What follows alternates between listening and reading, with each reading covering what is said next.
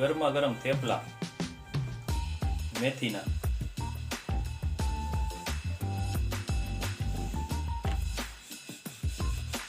થેપલા ભેગું શું આવે? ચા આવે કે? ચા, ટમેટાનું શાક, દહીં. ટમેટાનું શાક, દહીં અને મરચા. દહીંવાળા મરચા, પાપડ. સરસ બનાવજો. થેપલા બળવાનો જોઈએ. ના બળતા તો નથી, બરાબર છે. તેલ વાળા હોય ને એટલે પૂછવું પડે, કારણ કે વધારે તેલ નખાઈ જાય ને એટલે થેપલું બળી જાય.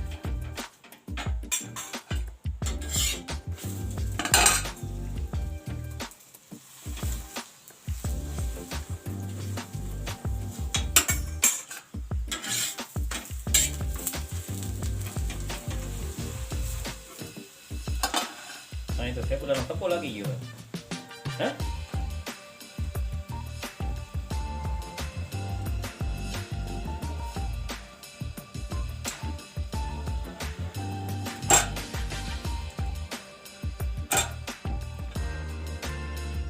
ગોળીના બને છે. હવે કેટલા થેપલા બાકી રહ્યા? બસ 6-7.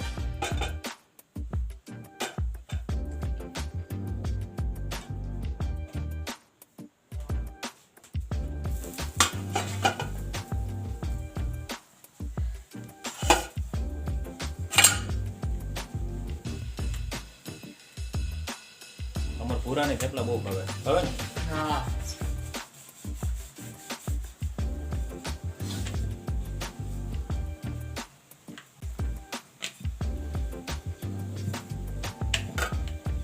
પરોઠા આવી રીતે જ બને ને?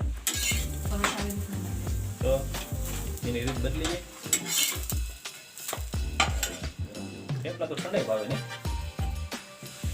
થેપલા તો ઠંડા હોય તો હાલે. આપણે ક્યાંક બહાર ટૂરમાં ગયા હોય, સૂકી ભાજી ને થેપલા ને અથાણું છાશ ને ભેગી હોય તો વાંધો ના આવે નહીં. આપણા ગુજરાતીઓનો તો સ્પેશિયલ થેપલા. તારક મહેતાની અંદર ઓલી દયા ભાભી એમ જ કે ને, થેપલા ભેગા લઈ જવાના જ્યાં જવું હોય. વાહ થેપલા. આવો બધા મિત્રો થેપલા જમવા.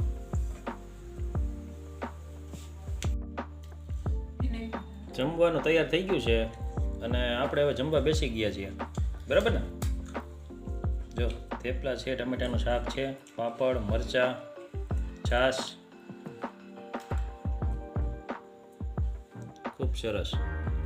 ઓમ યજ્ઞ શિષ્ટાસીન સંતો મુચ્યંતે સર્વકિલ્બિષે ભુંજતે તે દ્વગમ પાપાયન પચનાત્મ કારણાત યત કરોસી યદસ્નાસી યજ્જુહોસી દદાસી યત યત પશ્યસી કુંતય તત્કુરુસ્વ મદર્પણમ અહમ વૈશ્વાનરો ભૂત્વા પ્રાણીનામ દેહમાશ્રિત પ્રાણપાન સમાયુક્ત પચામ્યનમ ચતુર્વિધમ.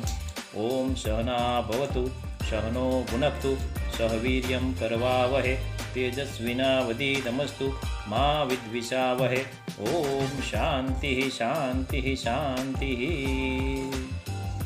ભગવાનને યાદ કરી અને ભોજન ગ્રહણ કરવાનું.